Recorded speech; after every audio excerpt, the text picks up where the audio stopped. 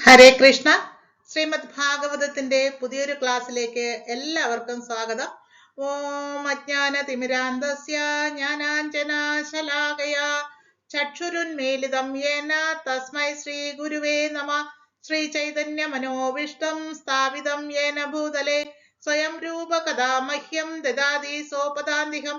വന്ദേഹം ശ്രീഗുരും ശ്രീയുതാപദകമലം ശ്രീഗുരും വൈഷ്ണവാംശ്ച ശ്രീരൂപം സാഗരജാതം സഹഗണ രഘുനാഥാനിതം തം സജീവം സാദ്വൈതം സാവധൂതം പരിജന സഹിതം കൃഷ്ണ ചൈതന്യദേവം ശ്രീരാധാകൃഷ്ണ പാദാൻ സഹഗണ ലളിതാ ശ്രീ വിശാഖാനിതാംശ്ച. ഹേ കൃഷ്ണ കരുണാ സിന്ധോ ദീനബന്ധോ ജഗത്പദേ ഗോപേശ ഗോപിക കാന്ത രാധാകാന്ത നമോസ്തുതേ. തപ്ത കാഞ്ചന ഗൗരാംഗി രാധേ വൃന്ദാവനേശ്വരി വൃഷഭാനോ സുതേ ദേവി പ്രണമാമി ഹരിപ്രിയേ. വാഞ്ചാകൽപതരൂപശ്ച കൃപാ സിന്ധൂഭയേവ ച പതിതാനാം പാവനേഭ്യോ വൈഷ്ണവേഭ്യോ നമോ നമഃ. ഹരേ കൃഷ്ണ. ഓം നമോ ഭഗവതേ വാസുദേവായ. ഓം നമോ ഭഗവതേ വാസുദേവായ. ഓം നമോ ഭഗവതേ വാസുദേവായ. ഹരി ഓം തസത്. ശ്രീമദ് ഭാഗവതം 1-ാം സ്കന്ധം അധ്യായം 1 ശ്ലോകം 12 നോക്കാം.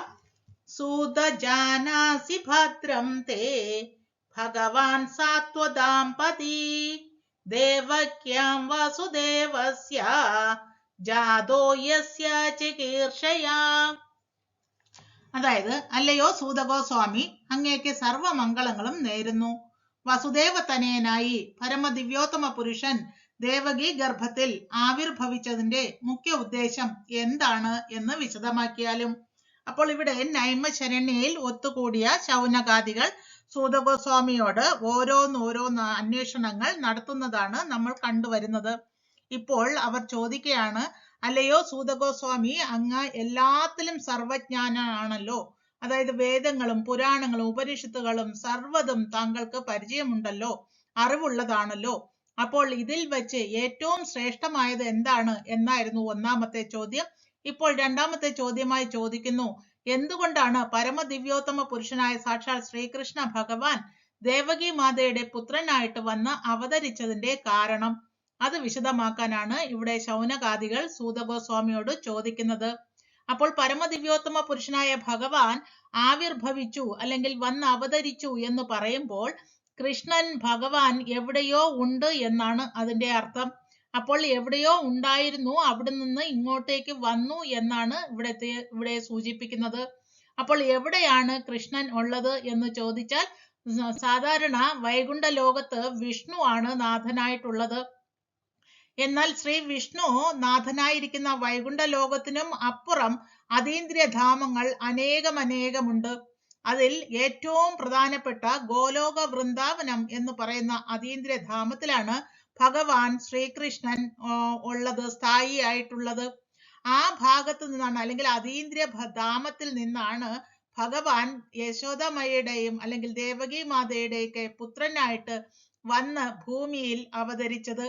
എന്തിനെന്ന് ചോദിച്ചാൽ, ധർമ്മ സംസ്ഥാപനാർത്ഥായാം സംഭവാമി യുഗേ യുഗേ. ഭഗവാൻ വരുന്നത് ധർമ്മം സംരക്ഷിക്കാൻ വേണ്ടിയിട്ടാണ്. അങ്ങനെ വന്ന് ആവിർഭവിച്ച ഭഗവാൻ എന്തുകൊണ്ടാണ് ദേവകി മാതയുടെ ഗർഭത്തിൽ വന്ന് ഭവിച്ചത് എന്നാണ് ഇവിടെ ശൗനകാദികൾ ചോദിക്കുന്നത്. ഭഗവാൻ എന്നതിന്റെ പൂർണ്ണ രൂപം അല്ലെങ്കിൽ അർത്ഥം എന്ന് പറയുന്നത് കീർത്തി, ധനം, യശസ്, ശക്തി, സൗന്ദര്യം, ജ്ഞാനം, പരിത്യാഗം എന്നീ 6 ഘടകങ്ങൾ പരിപൂർണമായും ഉള്ളത് ആർക്കാണോ അവരെയാണ് ഭഗവാൻ എന്ന് അഭിസംബോധന ചെയ്യുക. അപ്പോൾ ഇവിടെ ശ്രീകൃഷ്ണ ഭഗവാന്റെ യശസ് അല്ലെങ്കിൽ പ്രശസ്തി നോക്കിക്കഴിഞ്ഞാൽ ലോകത്തെമ്പാടും എല്ലാവർക്കും കൃഷ്ണൻ എന്ന നാമധേയം സുപരിചിതമാണ്. അതുപോലെ തന്നെ അദ്ദേഹത്തിന്റെ ശക്തി, ഇപ്പോൾ നമുക്കറിയാം ഗോലോക വൃന്ദാവനത്തിൽ നിന്നും ആവിർഭവിച്ച സാക്ഷാൽ ശ്രീകൃഷ്ണ ഭഗവാനാണ് ജന്മാദിയസ്യ എന്നതിലൂടെ സൃഷ്ടിസ്ഥിതി സംഹാരം നടത്തുന്നത് എന്ന് ഭാഗവതം പഠിക്കുന്ന ഏതൊരാൾക്കും മനസ്സിലാകും. ആ ഭഗവാനോളം ശക്തി മറ്റാർക്കും ഇല്ല തന്നെ. മാത്രവുമല്ല, നമുക്ക് ഉദാഹരണമായിട്ട് ഗോവർദ്ധനഗിരി പർവ്വതം വെറും 7 വയസ്സ് മാത്രം പ്രായമുള്ള സാക്ഷാൽ ശ്രീകൃഷ്ണ ഭഗവാൻ തന്റെ ചെറുവിരലിൽ എടുത്തുയർത്തിയത് മാത്രം മതിയാകും സാധാരണ ജനങ്ങൾക്ക് ഭഗവാന്റെ ശക്തി മനസ്സിലാക്കുവാൻ. അപ്പോൾ ശക്തിയിലും 100% ഭഗവാനായ ശ്രീകൃഷ്ണന് മാത്രം ഉള്ളതാണ്.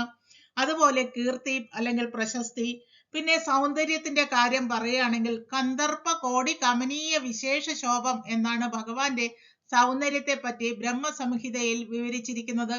കന്ദർപ്പ കോടി എന്ന് പറഞ്ഞാല് കോടിക്കണക്കിന് കാമദേവന്മാരുടെ സൗന്ദര്യത്തെ വെല്ലുന്ന സൗന്ദര്യമാണ് സാക്ഷാൽ ശ്രീകൃഷ്ണ ഭഗവാൻ എന്ന് നേരിട്ട് കണ്ട ബ്രഹ്മദേവനാണ് ബ്രഹ്മസംഹിതയിൽ കുറിച്ചിരിക്കുന്നത്.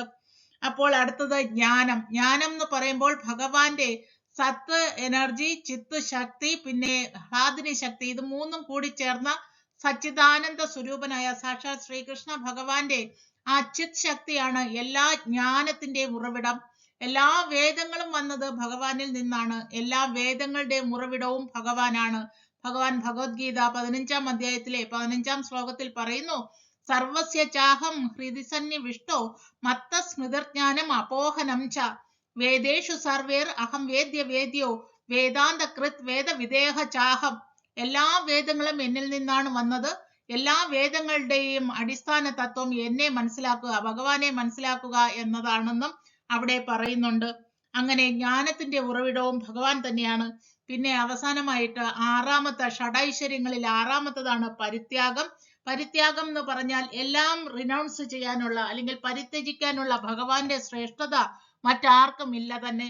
നമ്മൾക്ക് ഉദാഹരണമായിട്ട് നോക്കിയാൽ ഗോപിക വൃന്ദങ്ങളെ വിട്ടകന്ന് അക്രൂരനോടൊപ്പം പോയ ഭഗവാൻ എത്ര വിരക്തനാണ്, അല്ലെങ്കിൽ മറ്റുള്ളവരിൽ നിന്ന് എത്ര പെട്ടെന്നാണ് ഭഗവാൻ പരിത്യാഗം നടത്തുന്നത് എന്ന് നമുക്ക് കണ്ടാൽ മനസ്സിലാക്കാൻ സാധിക്കും. അപ്പോൾ ഹരിബോൽ ഹരേ കൃഷ്ണ. ഇത്രയും ശ്രേഷ്ഠതയുള്ള ഈ ഷഡൈശ്വര്യങ്ങളുടെ ഉടമയായ ഗോലോക വൃന്ദാവന ധാമത്തിൽ ഇരിക്കുന്ന സാക്ഷാൽ ശ്രീകൃഷ്ണ ഭഗവാൻ പരമദിവ്യോത്തമ പുരുഷൻ എന്തിനാണ് ദേവകി മാതയുടെ ഗർഭത്തിൽ വന്ന് ഭവിച്ചത് എന്നാണ് ശൗനകാദികൾ ആരായുന്നത്. ഹരിബോൽ ഹരേ കൃഷ്ണ. ബാക്കി ഭാഗം നമുക്ക് അടുത്ത ക്ലാസ്സിൽ കാണാം. അതുവരേക്കും നന്ദി, നമസ്കാരം. ഹരേ കൃഷ്ണ. ഈ വീഡിയോ ഇഷ്ടമായെങ്കിൽ ദയവായി ഒന്ന് ലൈക്ക് ചെയ്യൂ, ഷെയർ ചെയ്യൂ, കമന്റ് ചെയ്യൂ. സബ്സ്ക്രൈബ് ചെയ്യാത്തവരാണെങ്കിൽ ഒന്ന് സബ്സ്ക്രൈബ് ചെയ്യൂ. ഹരിബോൽ ഹരേ കൃഷ്ണ. Thank U.